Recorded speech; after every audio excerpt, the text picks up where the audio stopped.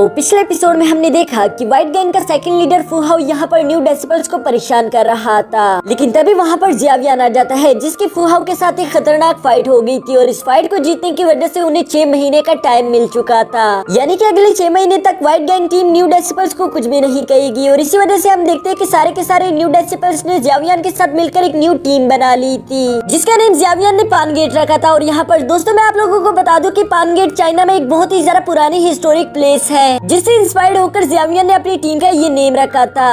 अब आगे तो नेक्स्ट एपिसोड के शुरू में हम देखते हैं कि जियावियान अपनी टीम को लेकर स्काई बर्निंग टावर के पास आ रहा था, जहां वहां पर पहले से मौजूद स्टूडेंट इन लोगों को आता हुआ देखकर काफी ज्यादा इंप्रेस हो गए थे। वो लोग आपस में बातें करना शुरू कर देते हैं कि ये वही न्यू टीम है जिसका नेम पानगेट है और ऐसा कहा जाता है कि इनकी टीम का लीडर जियावियान काफी ज्यादा स्ट्रॉन्ग है। साथ ही वहाँ पर मौजूद दूसरा डेसिबल कहता है कि मैंने तो ये भी सुना है कि जियावियान ने व्हाइट गैंग के लीडर फू हाउ को भी हरा दिया है, जो सुनकर साथ खड़ा डेसिबल शॉक होते हुए कहता है कि ऐसा कैसे हो सकता है, ये लड़का इतना भी खास दिखाई नहीं दे रहा। यहाँ चलते चलते जियावियान ने भी अपनी टीम को फौरन से वहीं पर रोक दिया था, जहां वो उन लोगों से कहता है कि तुम लोग अब स्काई बर्निंग टावर में इंटर होने वाले हो। लेकिन उससे पहले मैं तुम लोगों को बता देना चाहता हूँ कि जैसे ही तुम लोग स्काई बर्निंग टावर में इंटर होगी तभी तुम लोगों के पास एक sky burning heart flame test आ सकता है, जिसे गुजरना काफी ज्यादा दर्दनाक है। मैं उससे पहले गुजर चुका हूँ, लेकिन अब मैं तुम लोगों को जैसा जैसा बताता हूँ तुम लोगों को बिल्कुल वैसा ही करना होगा। यहाँ भी जियावियान अपनी टीम को गाइड कर ही रहा था कि तभी अचानक उन लोगों को पीछे से कुछ आवाजें सुनाई देती है कि सामने से हटो, हमारे लीडर आ रहे हैं। ये सुनकर जियावियान और बाकी के लोग जैसे पीछे मुड़कर देखते हैं वो कोई और नहीं बल्कि व्हाइट गैंग का लीडर बाई चैंग था, जो कि अपने साथियों के साथ सीधा यहाँ जियावियान की तरफ आ रहा था। जियावियान भी कुछ कदम आगे बढ़ के फौरन से उसके पास आ जाता है, जहाँ बाई चैंग उसे देखकर कहता है कि अच्छा तो तुम हो जियावियान, तुम्हारे बारे में मैंने बहुत कुछ सुना है। बाई चैंग ने तुम्हें जितना अमेजिंग बताया तुम मुझे उतने अमेजिंग तो नहीं लग रहे, लेकिन इसके बावजूद भी तुमसे मिलकर मुझे अच्छा लगा। जो सुनकर जियावियान उसके साथ हैंडशेक करते हुए कहता है कि मुझे भी तुमसे मिलकर अच्छा लगा। लेकिन तभी अचानक हम देखते हैं कि बाई चैंग ने अपनी डोकी पाउच को रिलीज करना शुरू कर दिया था, जो देखकर जियावियान भी फौरन से अपनी डोकी पावर्स को अनलिश कर लेता है। और इसके बाद हम देखते हैं कि बाई चैंग ने फौरन से जियावियान पर कुछ छोटे मोटे अटैक्स कर दिए थे,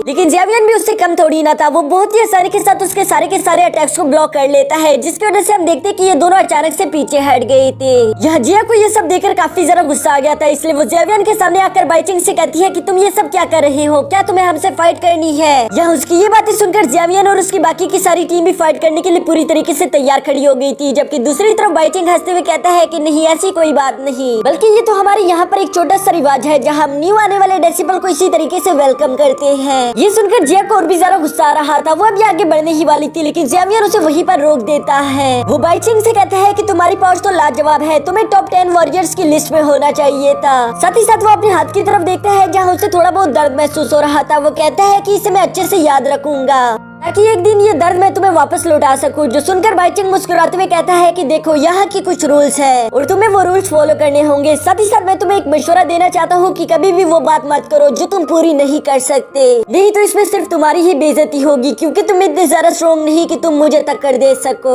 यहाँ जुनीर से जियावियान की बेइज्जती बर्दाश्त नहीं हो रही थी, उससे काफी ज्यादा गुस्सा आ रहा था, लेकिन जियावियान उसे कुछ भी करने से मना कर देता है। तभी अचानक वहाँ पर पीछे से मिस हानी यूवी की आवाज आ जाती है, जो कहती है कि अच्छा अगर तुम चैलेंज ही करना चाहते हो तो मुझे क्यों नहीं करते। ये सुनकर बाई चैंग काफी ज्यादा हैरानी के साथ पीछे मुड़ गया था, जबकि वहाँ पर मौजूद बाकी के डेसिबल भी काफी ज्यादा हैरानी के साथ कहते हैं कि मिस यूवी इस लड़के पर इतनी सारा मेहरबान क्यों हो रही है, क्योंकि ये बात सब लोग अच्छे से जानते हैं कि मिस यूवी काफी ज्यादा स्ट्रॉन्ग वॉरियर है। बाई चैंग भी उसका मुकाबला नहीं कर सकता, बाई चैंग को भी ये बात अच्छे से मालूम है, इसलिए वो मिस यूवी से कहता है कि ये हम दोनों का पर्सनल मैटर है, तुम्हें इसके बीच इंटरफेयर नहीं करना चाहिए। जो सुनकर मिस यूवी कहती है कि नहीं ऐसा नहीं हो सकता, मेरे सामने अगर कोई न्यू डेसिबल को इस तरीके से बुली करे तो मुझे ये बिल्कुल भी पसंद नहीं और मैं चुप नहीं रह सकती, ये करना मेरे लिए कुछ ज्यादा ही मुश्किल है। जो सुनकर बाई चैंग को अपने आप पर काफी ज्यादा हंसी आ रही थी, वो जियावियान की तरफ जाते हुए कहता है कि बाई चैंग ने बिल्कुल ठीक कहा था, तुम लड़कियों में कुछ ज्यादा ही पॉपुलर हो, सारी लड़कियां तुम पर मरने के लिए पूरी तरीके से तैयार खड़ी होती है, पर उम्मीद करता हूँ कि अगले 6 महीनों बाद तुम इस तरीके से लड़कियों के पीछे नहीं चुपोगे। और इस तरह से वो जियावियान को चैलेंज करने के बाद वहाँ से जाने ही वाला था कि तभी जियावियान उसे वहीं पर रोक देता है। साथ ही साथ जियावियान उससे कहता है कि मुझे तुम्हारा ये चैलेंज कबूल है, अगले 6 महीने बाद हमारी मुलाकात ग्राउंड टाउन में होगी, जो सुनने के बाद हम देखते हैं कि बाइचंग वहाँ से चला गया था। यहाँ बाइचंग के जाने के बाद जियावियन सीधा मिस यूवी के पास चला गया था, जहाँ वो उनसे कहता है कि आपका मेरी साइड लेने के लिए बहुत बहुत शुक्रिया। अगर फ्यूचर में आपको कभी भी मेरी जरूरत पड़ी तो मैं अपनी पूरी कोशिश करूंगा ताकि मैं आपकी मदद कर सकूं।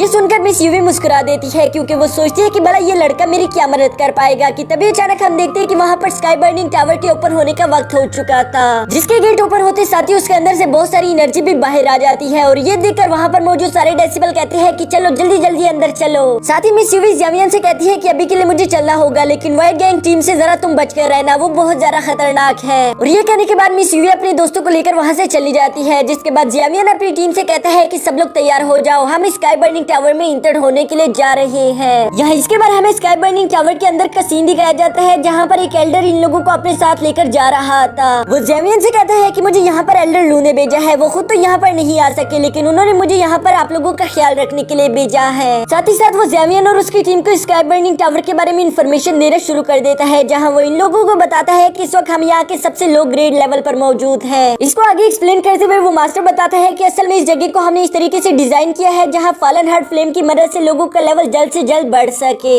लेकिन फॉलन हार्ट फ्लेम में थोड़ा बहुत जहर मौजूद है जो कि किसी नॉर्मल इंसान के हार्ट के लिए बर्दाश्त करना बहुत ज्यादा मुश्किल है। इसलिए मैं तुम लोगों को सबसे ज्यादा लो ग्रेड लेवल तक लेकर आया हूँ, जहाँ पर फॉलन हार्ट फ्लेम का जहर बहुत ही ज्यादा कम है। तुम लोगों को अपनी कल्टीवेशन प्रैक्टिस की शुरुआत यही से करनी होगी ताकि तुम लोग फॉलन हार्ट फ्लेम के आदी हो सको और तुम लोगों पर वो जहर ज्यादा असर ना दिखा पाए। और जैसे जैसे तुम इस फॉलन हार्ट फ्लेम के आदी हो जाओगे तुम लोग भी अपर ग्रेड लेवल में जाकर कल्टीवेशन कर पाओगे, लेकिन ये मत समझना कि ये जगह भी बिल्कुल खतरनाक नहीं। यहाँ पर मौजूद जहर भी काफी है कि तुम लोगों की बॉडी को डिस्ट्रॉय कर सके, इसलिए यहाँ पर कल्टीवेशन करने के बाद रात को अच्छे से नींद लेना ताकि तुम लोगों की बॉडी अच्छे से रिकवर हो सके। यहाँ ये सारी इन्फॉर्मेशन मिलने के बाद जियावियन उनका शुक्रिया अदा करता है कि मैं अच्छे से समझ गया और हम लोग इस बात का अच्छे से ख्याल रखेंगे। जिसके बाद नेक्स्ट सीन में हम देखते हैं कि जियावियन और उसकी सारी टीम स्काई बर्निंग टावर के एक रूम में कल्टीवेशन करने के लिए बैठ चुकी थी, जहाँ जियावियन अपनी टीम से कहता है कि चलो तुम सब लोग अपनी क्रिस्टल कार्ड निकालकर इस की होल्डर में लगा दो ताकि हम इस जगह को एक्टिवेट कर सके। ये सुनते साथ ही हम देखते हैं कि उन सब लोगों ने अपने क्रिस्टल कार्ड निकालकर वहाँ साइड पर मौजूद की होल्डर में लगा दिए थे, जिसकी वजह से वो जगह धीरे धीरे करके एक्टिवेट होना शुरू कर देती है। यहाँ जियावियन को अपने क्रिस्टल कार्ड से मालूम हो जाता है कि यहाँ पर एक दिन का चार्ज एक फायर एनर्जी है, यानी कि अगर ये लोग यहाँ पर एक दिन तक कल्टीवेशन करते हैं तो इन लोगों का 1 फायर एनर्जी इनके क्रिस्टल कार्ड से कम हो जाएगा, लेकिन पावर्स हासिल करने के लिए कोई बड़ी कीमत नहीं। और इसके बाद हम देखते हैं कि यहाँ पर इन लोगों का कल्टीवेशन प्रोसेस शुरू हो गया था, जहाँ पर जमीन से फायर एनर्जी निकलकर इन लोगों की बॉडी में एंटर होना शुरू हो जाती है। यहाँ ये फायर एनर्जी इन लोगों की बॉडी में एंटर होने की वजह से इन लोगों को काफी ज्यादा दर्द महसूस हो रहा था, जिस पर जियावियन कहता है कि ये पेन पहले वाले दर्द से कुछ ज्यादा ही ज्यादा है, लेकिन साथ ही साथ वो महसूस भी कर रहा था कि वो जितनी देर तक भी यहाँ कल्टीवेशन कर रहा है उसका मेंडेरियन और उसके बोन्स धीरे धीरे करके स्ट्रॉन्ग हो रहे हैं, यानी कि यहाँ पर कल्टीवेशन करने की वजह से उसकी फिजिकल स्ट्रेंथ काफी ज्यादा स्पीड के साथ बढ़ रही है और वो ये सब अच्छे से महसूस कर पा रहा था।